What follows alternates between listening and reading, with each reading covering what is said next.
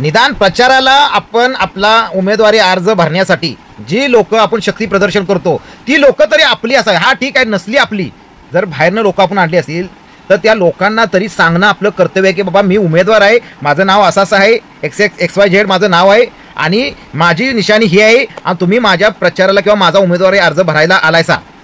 एवढं तरी निदान प्रत्येक उमेदवाराचं कर्तव्य आहे की बाबा सांगणं, किंवा जे आपली माणसं आहेत त्यांना तरी सांगायला लावायचं की जी बाहेरनं लोक आणली तर त्यांना सांगायला की बाबा हे कुणाचा आपण अर्ज भरायचा. असाच एक व्हिडिओ माझ्या हातात आलाय पुण्यातून.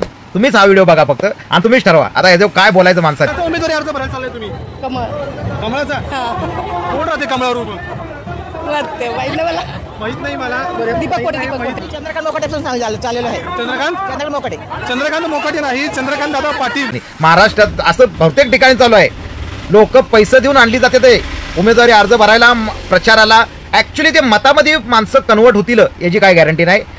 तुम्ही प्रत्येक उमेदवारानं आणखी महाराष्ट्रातील प्रत्येक लोकांनी हा व्हिडिओ बघाच.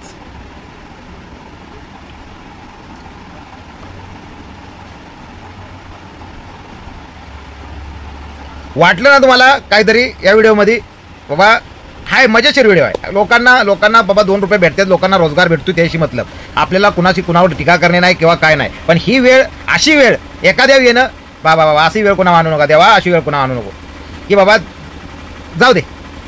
जय हिंद, जय महाराष्ट्र.